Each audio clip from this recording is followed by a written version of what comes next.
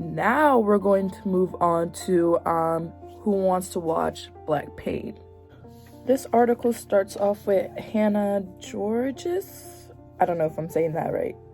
But Hannah Georges, she starts talking about Amazon's new horror series that is called Them. And she explains how the black viewers of this horror series started to notice a pattern in the movie industry, in the series, about how black pain is being exploded. In this article, there was a quote in the beginning that really stuck out to me that said, Them, the movie, or not the movie, but the series from Amazon, Them suffers from the same predicament that has arisen in the wake of black people becoming hashtags for death.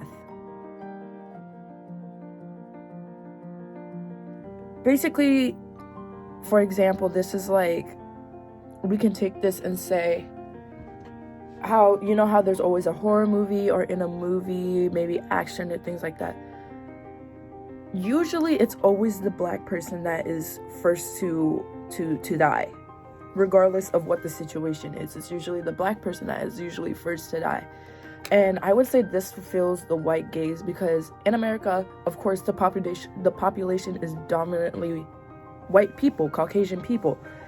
So I would say, and again with the whole slavery thing and things like that, this is to fulfill the white gaze, to understand that, okay, in some aspects, this might make the white people or the white viewers understand that, okay, they will always be above the minority, the blacks, things like that. Or I'm trying to find a good way to put it, like, I guess I want to say, like, it will always show that regardless of the situation, even from black creators, it doesn't matter. It shows that white people will always be on top. White people will always be superior, no matter what the situation is, when it comes to life or death, money, business, work, things like that. Also in the article, she talks about how the series on Amazon displays black trauma that has happened. So things like rape, murder, discrimination, things like that. And of course, it's going to relate back to slavery, because these are things that have happened in the past and have been brought up for the last 400 years.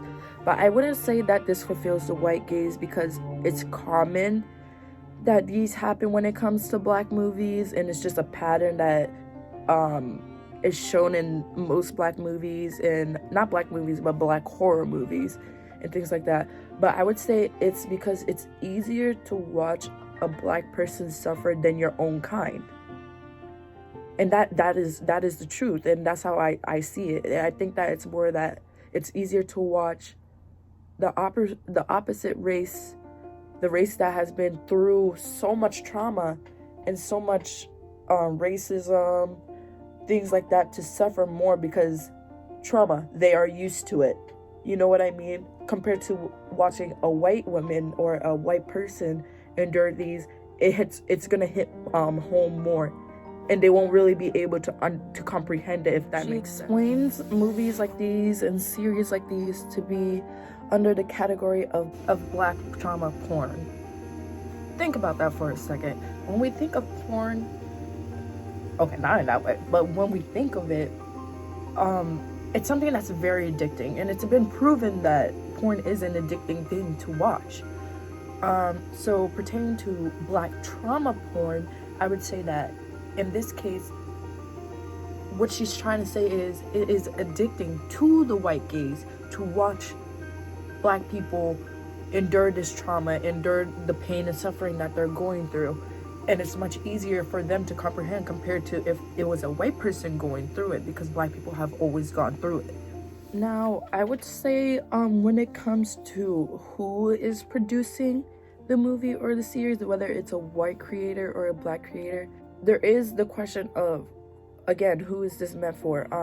Hannah Georges, I know I'm messing up her last name, I am so sorry, but Hannah Georgie explains this in her article, Who Wants to Watch Black Pain. She basically says that when it comes to a white creator, where it has to do with black horror and black trauma, the question of who is this really meant for is not brought up, because as a white creator, I think it leans more towards this is to fulfill the white gaze, to show the white gaze, what it is, what it feels like to be a black person, and also what America thinks a black person should act like, compared to if it was a black creator who made it, where the question is brought up more seriously, where it's, is this meant for black people, or is it meant for white people?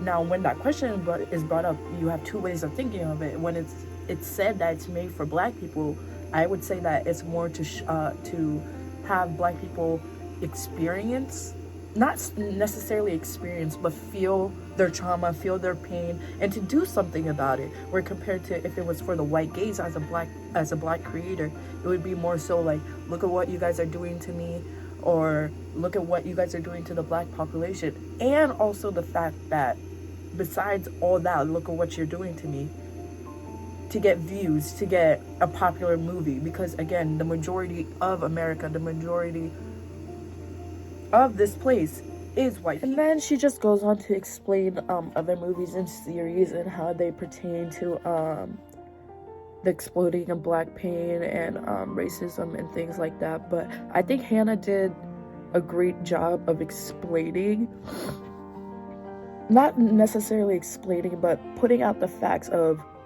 who is this for, or who is that for us to see that, okay, this is for the white gaze, or okay, this is for black people. But I think in general, the topics that I brought up is necessarily for the white gaze and to fulfill the white gaze. Now let's go into the last